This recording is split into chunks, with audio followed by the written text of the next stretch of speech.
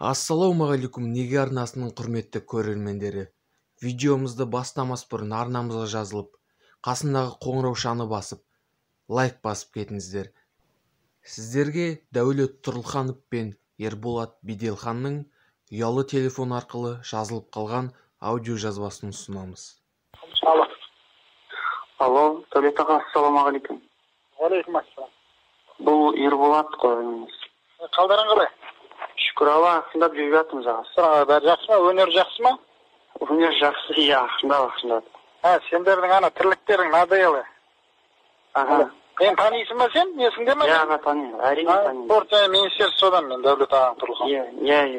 Анан 91 Найти или Уаник дей ма? Не ол? Кімдер ол? Менің балдарым ғой, менің балдарым. Неме қалан шулап тұрсыңдар? Болды ғой, баға, өткен ең соңғы спен көріңіздер ғой. Жоқ, ол не деген сұмдық, ана балаларың былай қарасаң, ана әкесін ауыз сүген темір үзетін жігіттер. Иә. Не деген сұмдық? Жастарды құртасыңдар, маған қызық емес ол, Найти Уан ба, әкесін ауыз сүген олар. Ол өзіне ол, звезда болса өзіне. Маған мына Қайрат Нұртасты айтыңдар, Төреғалиді айтыңдар мына. Жақсы. Түсіндіңдер ма? Түсіндім.